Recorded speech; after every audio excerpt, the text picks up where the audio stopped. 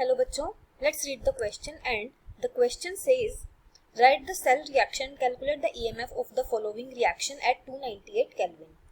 तो हमें यहाँ पर सबसे पहले एक सेल रिप्रेजेंटेशन दी गई है, हमें इसकी सेल रिएक्शन लिखनी है और हमें इसका EMF फाइंड आउट करना है। तो चलिए सबसे पहले हम इस क्वेश्चन के लिए की कंसेप्ट देख लेते हैं। तो की concept is Nernst equation.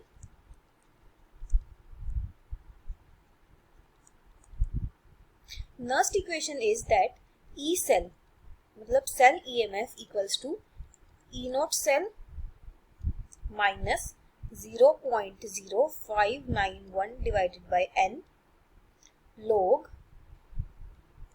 Q। Q is question factor. यहाँ पे हमें ई नॉट सेल चाहिएगा एंड n की वैल्यू चाहिएगी, तो इसके लिए सबसे पहले हम सेल रिएक्शन लिख लेते हैं। हमें जो रिप्रेजेंटेशन गिवन है that is SN2 positive, then H positive and H2। तो इसका मतलब क्या है, यहाँ पे क्या हो रही है ऑक्सीडेशन, तो ये क्या होगा एनोड, और यहाँ पे क्या हो रही है रिडक्शन, तो ये क्या होगा कैथोड।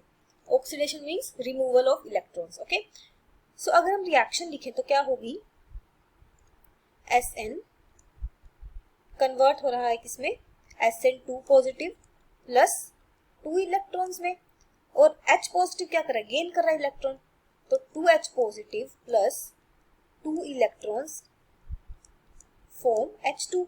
सो ओवरऑल रिएक्शन क्या हो जाएगी यहाँ पर हमारे पास SN plus 2H plus gives SN2 positive and H2।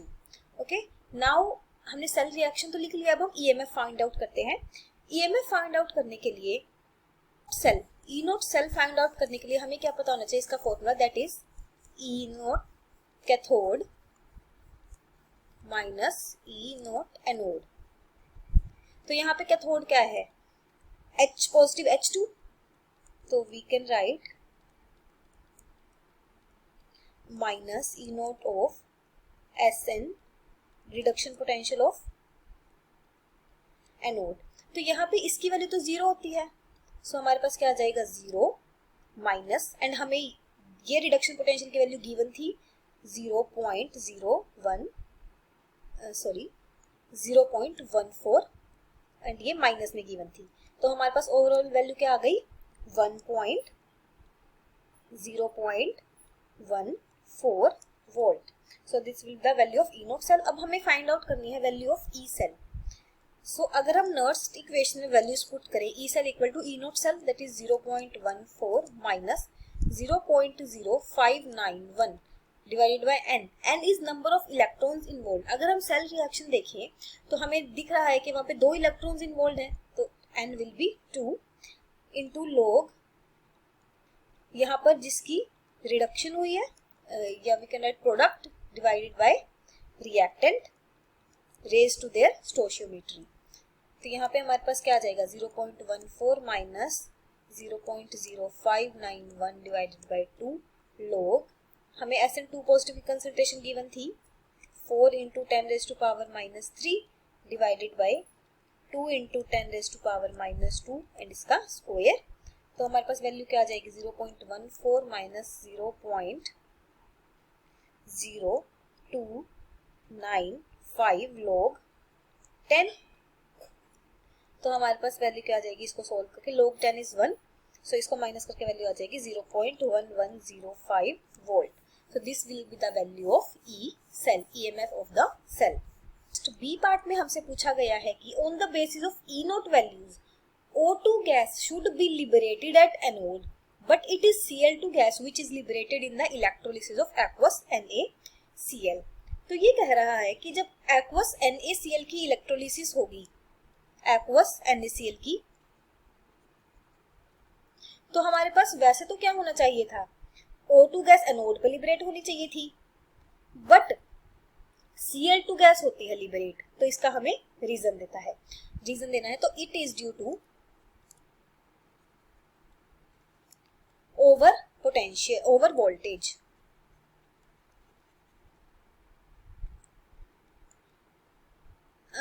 ये ऑब्जर्व किया जाता है दैट जो एक्चुअल वोल्टेज है जो कि इलेक्ट्रोलिसिस के लिए रिक्वायर्ड होती है वो ज्यादा होती है as compare to standard potential. ठीक है, तो वोल्टेज ज्यादा होने की वजह से हम उसे कहते हैं ओवर वोल्टेज। तो ये रिक्वायर्ड क्यों होती है? बिकॉज जो rate of transfer of electrons है, ठीक है, उसको वो स्लो होता है, तो इसलिए हमें ओवर वोल्टेज की रिक्वायर्ड होती है। ओवर वोल्टेज की रिक्वायरमेंट के कारण जो फॉर्मेशन है ऑक्सीजन गैस की वो ज्यादा होती है as compare to required for the formation of chlorine. So chlorine gas ही लिबरेट होगी यहाँ पर। Okay, so we can write it is observe that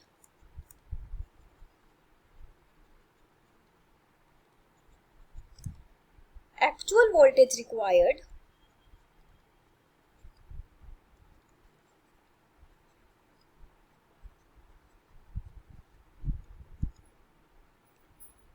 for electrolysis is greater than calculated from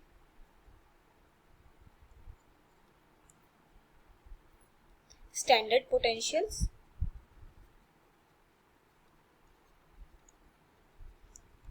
and this extra voltage is over potential। अगर हम reaction लिखे तो वो क्या होगी, NaCl Na positive and Cl negative में कन्वर्ट होगा and water will dissociate into H positive and OH negative।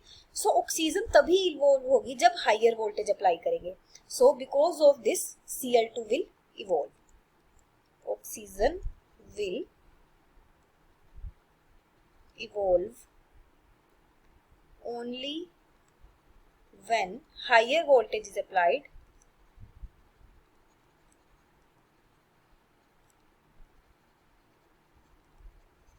because of this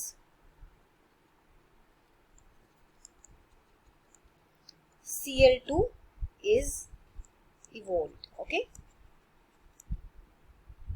next हमें इसका सेकंड पार्ट गिवन था that conductivity of CH3COOH decreases on dilution. मतलब जब हम dilution करेंगे CH3COOH की तब इसकी कंडक्टिविटी क्या हो जाएगी, डिक्रीज।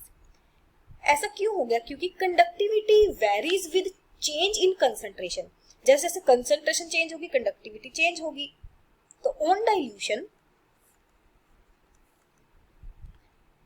करेंगे तो number of ions per unit volume तो डिक्रीज होंगे।